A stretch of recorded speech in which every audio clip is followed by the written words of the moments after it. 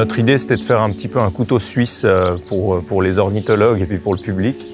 Cette maison, vraiment, elle se veut un petit peu comme un écrin, comme une boîte à bijoux qui renferme plein de secrets concernant l'île pour leur expliquer les richesses qu'on peut trouver sur l'île de Préverange.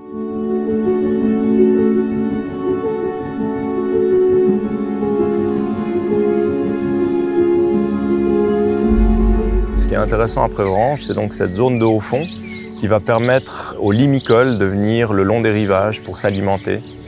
Ici, on est sur un site de reproduction pour les moitrieuses et les sternes pierre-garin, par exemple. Le fait que ce soit une île, ça éloigne les prédateurs, ça limite le nombre de prédateurs.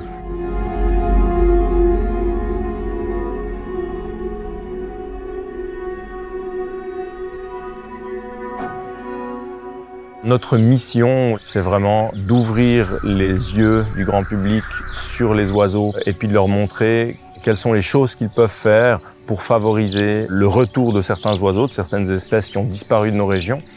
Depuis la création de l'île aux oiseaux, le nombre de limicoles a augmenté de 3.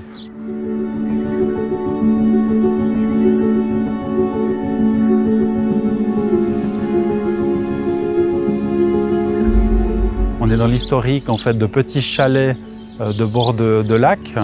Donc on a voulu travailler avec du bois suisse local sur le projet.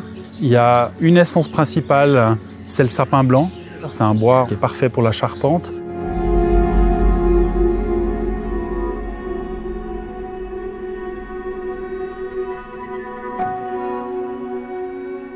On rentre dans un niveau de détail de construction qui est plutôt de l'ordre presque du mobilier.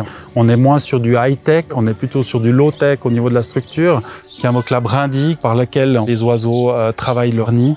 Et c'était l'idée générale du projet.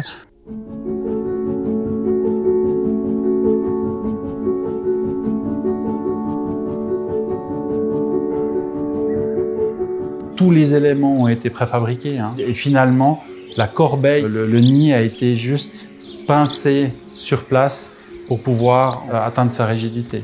La tranche de la toiture s'habite, la façade s'habite, on a des chauves-souris qui rentrent à l'intérieur de l'épaisseur de la structure et ils servent aussi finalement de perchoir pour les oiseaux de passage dans la façade.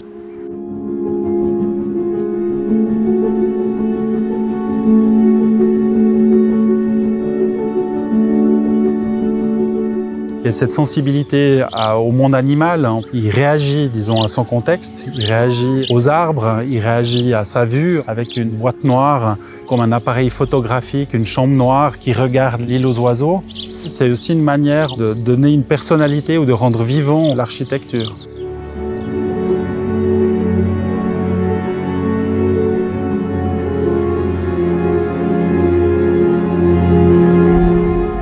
C'est un bâtiment pour nous qui est exemplaire dans le sens que c'est un travail qu'on fait depuis des années sur la structure, d'avoir quelque chose en fait de sensible, de travailler avec du bois suisse, de travailler avec des artisans.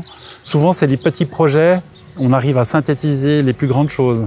Je pense qu'on adore en fait imaginer les grands projets, mais on adore encore revenir en arrière, des fois à l'essentiel, pour réfléchir des projets en fait de cette qualité-là.